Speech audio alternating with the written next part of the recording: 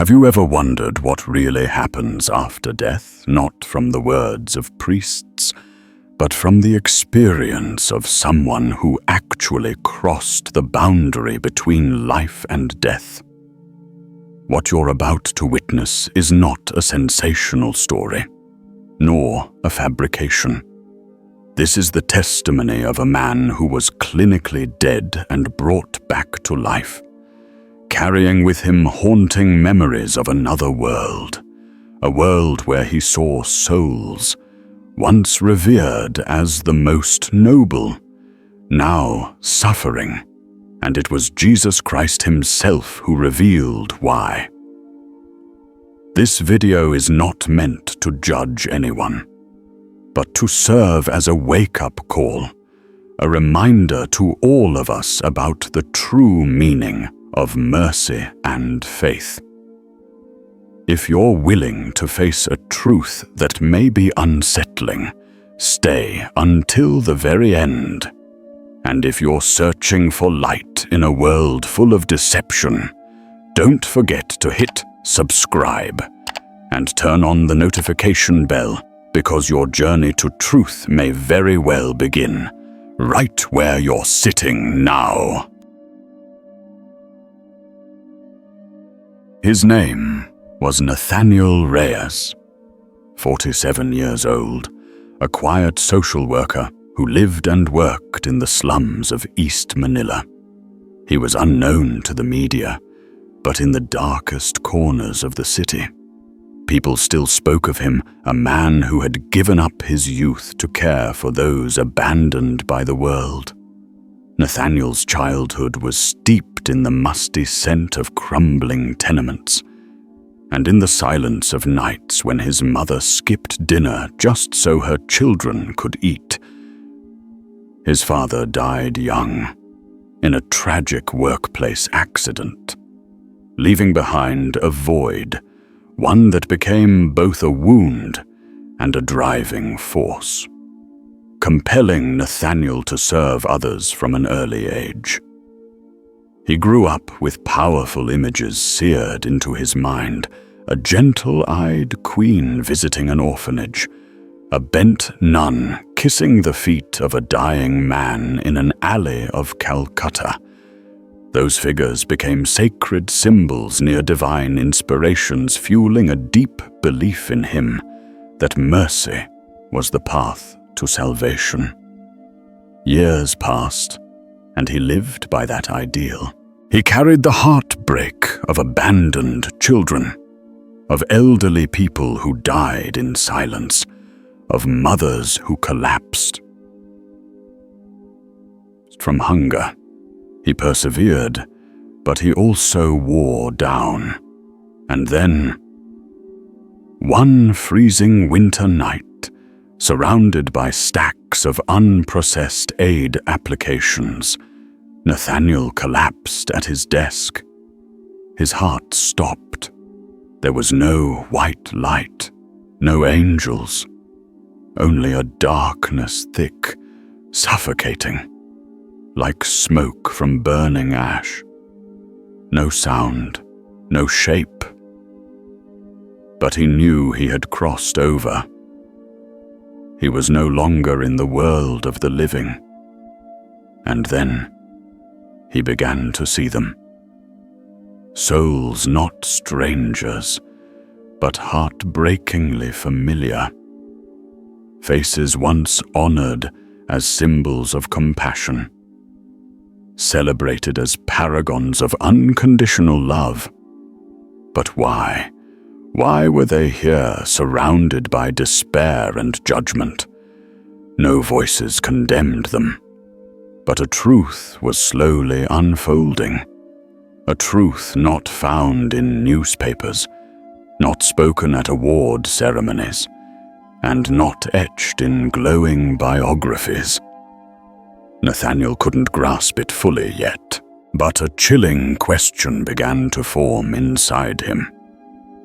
Could everything we place our faith in, everything we revere, be built not on truth, but on illusions painted with the light of fame and praise? The darkness began to move. Not like wind, not like lightning, but like a living curtain, slowly parting to reveal layers of a deeper, unseen reality. And within that realm, Nathaniel was drawn forward not by physical force, but by an invisible gravity, silent, yet utterly irresistible. Before him lay a scorched landscape, glowing red like molten steel. The ground was cracked open, veins of light pulsing through stone like the arteries of a dying beast. Cries echoed from all directions, not the screams of rage, but the wailing of hopeless souls pleading in vain. Then he saw something that froze everything inside him. A woman, her blonde hair tangled like smoldering thread, was chained to a pillar of blazing stone.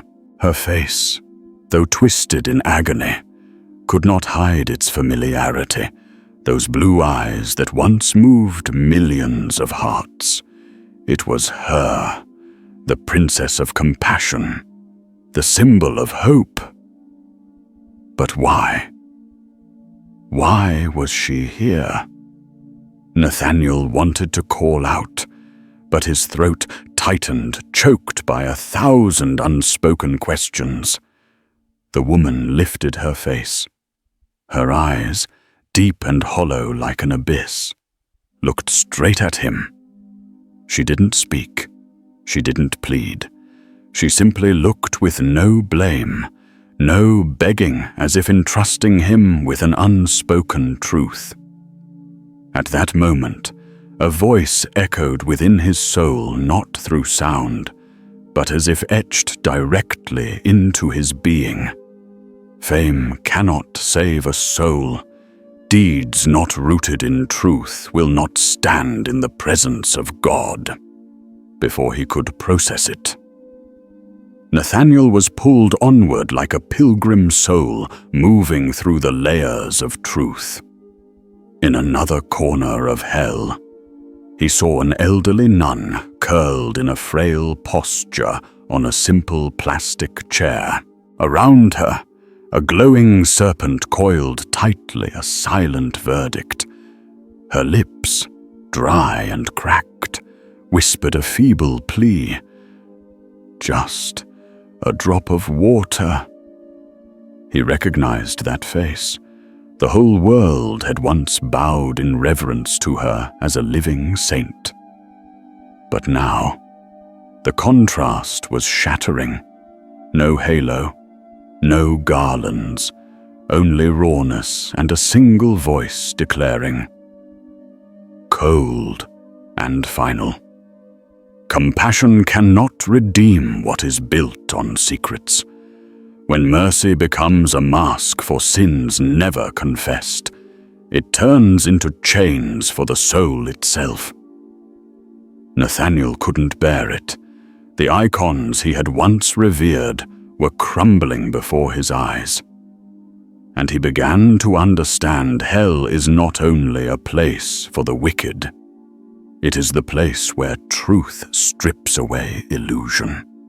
And it is truth, not punishment, that makes the soul tremble. Nathaniel collapsed, not from the heat, but because his heart began to realize everything he had just witnessed was not meant to condemn others, but to reflect himself. He had lived kindly. He had helped people. He had rejected comfort to serve the most broken. But here, in the deepest layers of the afterlife, no one could hide. There were no accolades, no awards, no applause. Only the true purpose behind every action remained. Suddenly, a massive mirror of black glass rose before him, not reflecting his body, but exposing his soul. Every thought, every motive, every moment of pride. Every time he helped someone just to be praised, every glance toward the camera instead of the suffering person in need of a hug. He wanted to look away, but he couldn't. The mirror didn't just reflect him, it dissected him. "Did you think you were different from them?" A voice spoke, not angry, not terrifying, but solemn, so sacred it ignited every cell within him.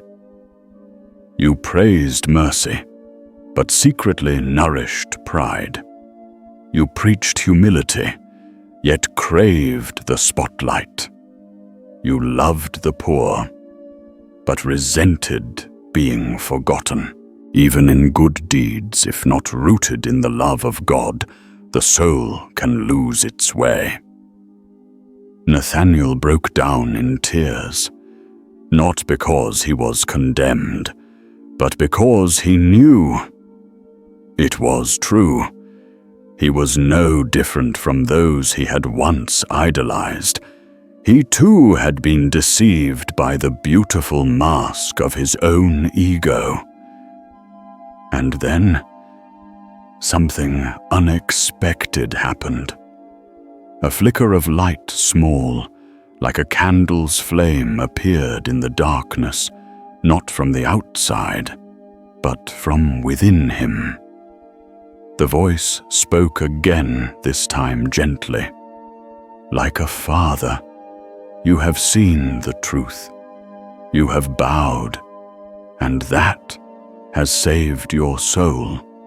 There was no gate of heaven swinging open, no trumpets blaring, only a gentle warmth enveloping Nathaniel, like the cloak of a mother wrapping her child upon his return home. He looked up. Hell was still there, but within him, the light had begun. The steady beeping of a heart monitor echoed like a quiet bell announcing a life given back. Nathaniel opened his eyes. The stark white lights of the hospital made him blink repeatedly.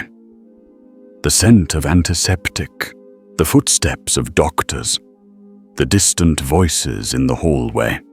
Everything felt so normal. But he was no longer the same. His body was still weak. Movements were slow. But within his soul, a new life had awakened, not loud, not triumphant, but calm and deep, like the breath of grace itself. He didn't cry. He simply closed his eyes again, letting his heart relive it all hell. The image of a princess chained by the illusion of glory. The parched whispers of a nun bound by secrets behind her halo. And himself, all fame, now, was nothing more than ash. But from those ashes the fire of truth had been lit. On the day of his discharge, he walked slowly, no longer the hero of the community, with news clippings and awards pinned to his wall, just a man awakened by truth, now choosing to live quietly, with a heart truly free. He returned to his old work, handing out food, fixing roofs for the poor, listening to alcoholics share their broken stories. But this time, he didn't need recognition. No more television appearances, no more standing on charity stages. He needed only one thing: the gaze of God, the one who saw him in his darkest hour and still loved him. One evening, in a small chapel behind the slums, he shared his story with a few homeless men seeking shelter for the night. No one asked if he had really been to hell. No one doubted what he saw. They just sat in silence. Because in Nathaniel's eyes now shone something this world could never counterfeit, the light of someone who had died and returned because of truth. He smiled gently, not because everything had become easy, but because, finally, he understood faith is not about living perfectly. It's about having the courage to let God's light shine, even into the darkest corners of your soul, and stepping out of that place with an honest heart. If you're still caught between the spotlight of glory and the stillness of grace, let this story be a mirror for you. Subscribe to the channel, hit the bell, and share this video if you believe someone out there needs truth more than fame. And remember this, true mercy begins the moment we start living for the gaze of God, not the applause of the world. Since that day, Nathaniel never lived the same way again. He remained in Manila, still walking the alleyways filled with trash and smoke. But now, every step he took carried an unshakable peace, a peace not born from circumstance, but from a transformation at the very root. He no longer lived to be loved. He lived to love. Each morning, he didn't wake up to save the world, but simply to find the one person God wanted him to serve that day. He no longer organized large-scale food distributions, posted charity photos on social media, or counted shares. He walked quietly. A loaf of bread for a beggar, a blanket for an old man sleeping on the sidewalk, an afternoon listening to a gamer kid talk about the hunger in his heart. No more lights, no more headlines, but every small act was filled with light, the light of a faith no longer diluted by vanity. Every evening, he would sit in a small corner of an old chapel behind the almshouse. He didn't ask for riches. He didn't wish for a miracle to change his life. He simply bowed his head and whispered awed, "Let me live small, and let me need only one thing to be pleasing to you." Occasionally, people who had known him before would ask, "Why don't you accept speaking invitations anymore?" He would just smile and reply, "Because the most valuable thing I've ever said is what I learned in silence, in hell." Nathaniel didn't become a pastor. He didn't write a book. He didn't need an audience, because he had come to understand the greatest work is not changing the world, but letting God change your own heart. One day, an orphaned child asked him, "Have you ever seen an angel?" He held the boy close, eyes gazing at the star-filled night sky. "I've seen hell, but in that very place, God appeared, and since then, God has been enough for me." That became his new life, a quiet, radiant life, not because of fame, but because of sacred love built upon truth. And now, we return to our world. Today, there are so many doing good, but not out of love. They do good to be seen, to be praised, to be applauded. A perfectly angled food distribution photo, a teary video with the perfect background music, a speech that goes viral.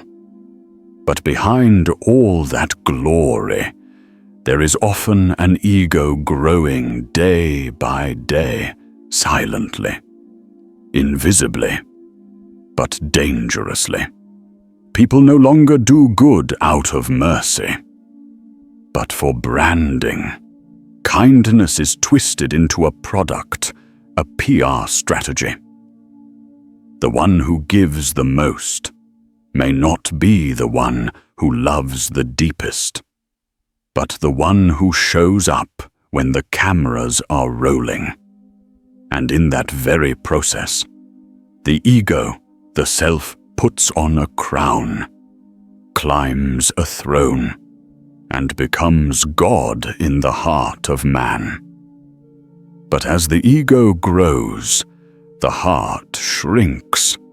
What they don't realize is this kindness ruled by ego becomes the most dangerous weapon, because it doesn't just deceive others, it deceives your own soul. It makes you think you are the savior, while your heart drifts further from the true savior. The tragedy is our world is not lacking in people who know how to appear good, but in people who actually live for the love of God. People are easily moved by a feel-good video, but resistant to words that confront sin.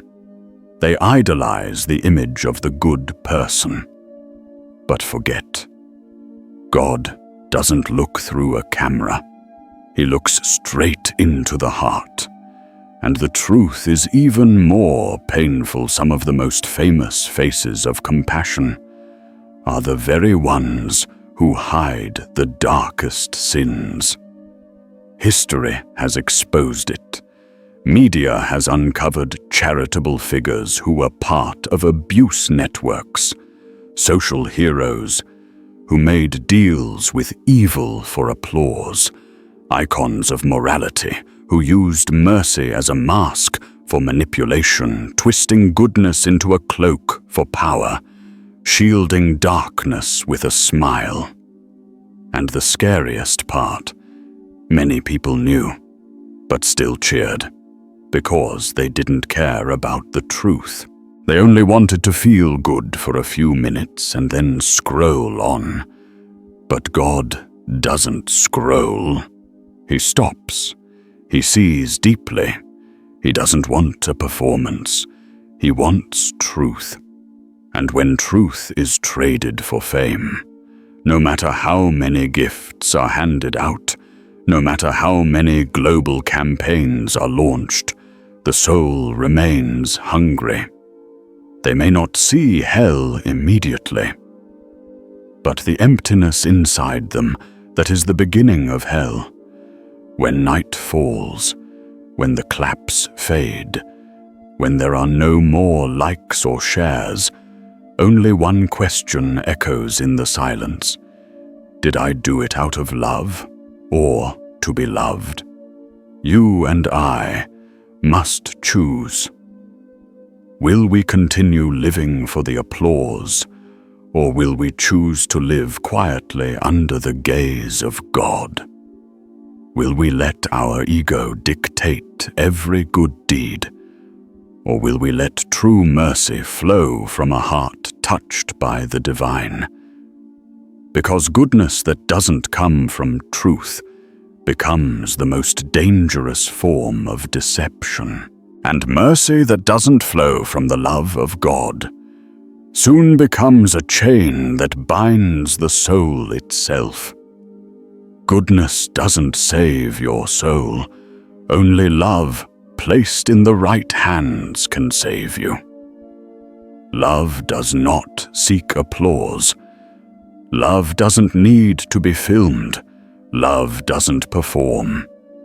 True love begins when you live, as if only one pair of eyes is watching, and that pair belongs to God.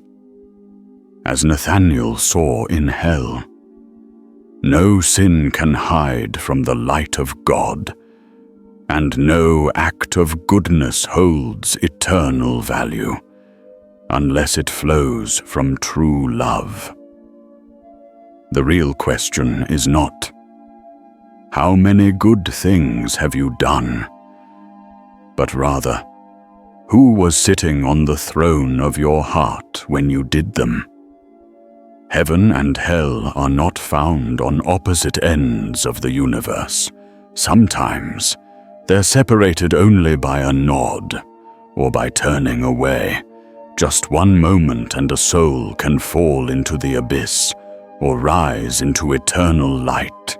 Many think hell is reserved for murderers, traitors, and the openly wicked, and heaven for those who haven't killed, haven't stolen, haven't done anything too bad. But that assumption is where the danger lies. Hell is not only for those who do evil, it is for those who believe they're doing good, but live without God. It's the place for the kind-hearted but faithless, the helpful but prideful, the polished but hollow. They don't reject goodness, they just replace God with themselves. Heaven is the opposite, not for the perfect, but for those who know they are flawed and long to be purified by God each day. When Nathanael stood before the mirror of the soul in hell, he didn't see great crimes. He saw distorted intentions, moments lived for the spotlight instead of God's gaze, times when good deeds were exchanged for praise. That alone was enough to open the gates of hell. But in that same moment when he collapsed, without justifying, without blaming, without defending, and simply whispered, "I was wrong," the light began to enter. And that is the fragile boundary between one who lifts his head high because of his own righteousness and one who bows low, knowing everything is grace, between a soul that lives to be acknowledged and a soul that lives to be forgiven, between someone who helps the poor because of pity and someone who helps because he sees God in them. Heaven and hell aren't far away. They begin within the motives of the heart. Each time you do good and crave recognition, you take a step toward the edge of the abyss. Each time you do good and whisper, "To God be the glory," you step closer to heaven's gate. That boundary is so thin, no human eye can see it, only God can. But the soul can feel it, because every time you live apart from Him, even while doing good, there's a quiet emptiness you can't quite name. And every time you live close to Him, even if no one notices, there's a peace that surpasses all understanding. Be careful, because you might be doing good and still falling toward hell. And you might be drowning in suffering, yet your soul may be soaring toward the light. Always ask yourself, am I doing this for me or for Him? Because even the smallest shift in your heart's direction can shape the eternity of your soul. My dear friend, if you've stayed with me to this very moment, perhaps it's not by chance. Perhaps it is God Himself who is gently reminding you, just as He reminded Nathanael, that what He desires is not grand actions, but a truthful heart. He doesn't require you to be famous. He doesn't need you to be perfect. He has no interest in how loudly the world applauds you. What he's looking for is a soul brave enough to step out of the spotlight and walk into the light of truth. Because hell doesn't begin with murder. It begins with doing good, while removing God from the center. And heaven doesn't wait at the end of the road. It begins with a quiet decision to live honestly before God. If you're doing good, don't stop, but ask yourself, am I doing this out of love for others, or to be loved by them? Am I living to be recognized, or so that God sees and is pleased? If something in your heart has been stirred, share this video not for views, but as a wake-up call for those lost in the artificial lights of this world. And don't forget to hit subscribe, not because I need followers, but because I believe truth needs a way to reach the hearts that are still searching. Slow down, close your eyes, and whisper, Lord, I don't want fame. I just want to see you. I don't need praise. I only need your gaze, knowing I'm living in truth. That is the first prayer on the journey away from hell and one step closer to heaven. Thank you for watching. See you again in the light.